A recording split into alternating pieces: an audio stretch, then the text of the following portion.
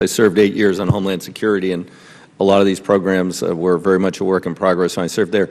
At GAO, have you audited the CT-PAT program lately? I mean, when I served a number of years ago, we found significant problems in the integrity of that program. Yeah, that's right. We looked at that program roughly 2008.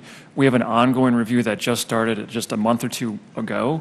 So it's still underway, and we're very far from having our final findings, but we'd be happy to come up and chat with you about what we're learning along the way. Okay, thank you, because that was a major vulnerability previously. Now, Admiral, in terms of, you say that under the NOA you're going to have the registered owner of the vessel.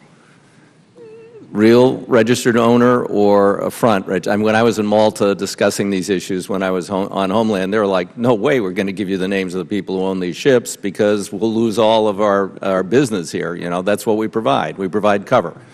Has that changed, or are we getting the names of the real owners?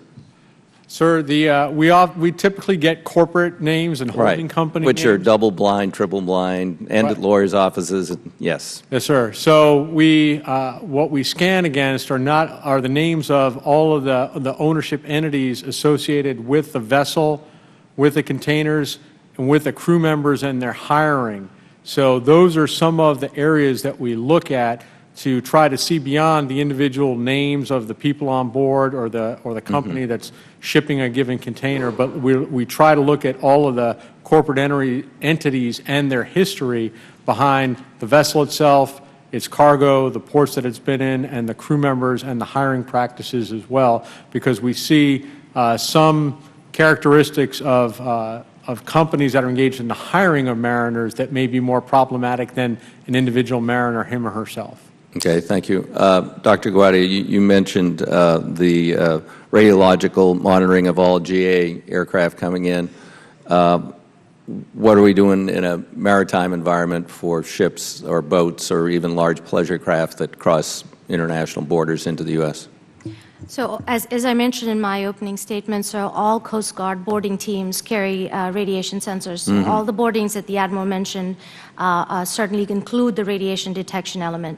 We have also worked with our CBP and Coast Guard partners to give them some capability to detect at standoff ranges for small vessel scanning. So whether they're scanning a marina for a 4th of July event, or they have some basis or some reason to go up out at sea to look at a particular small vessel, they have now capability, not just that they can carry on their backs, but in their boats as well. Okay. The Coast Guard also asked us to look at detecting from above. So we have a very interesting research project where we are looking at the ability to equip Coast Guard's fixed wing and rotary craft with detection systems so that they could scan out at sea from above as well. Excellent. That would be great. Admiral, on the AIS, and I mean, what about an exchange, theoretical exchange at sea? I mean, you've had maybe the containers have been scanned, we know the risk, but a ship stops at sea and exchanges a container.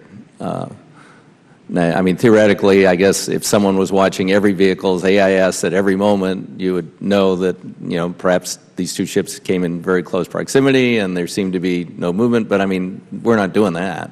Right, and that type of rendezvous at sea, while it would be, I think, extraordinarily uncommon in a container ship environment, is a common thing we see in drug trafficking. And so we use a variety of systems, AIS being one of them, to try to detect if a vessel lingers somewhere for a longer period of time than expected or deviates from an economically viable route.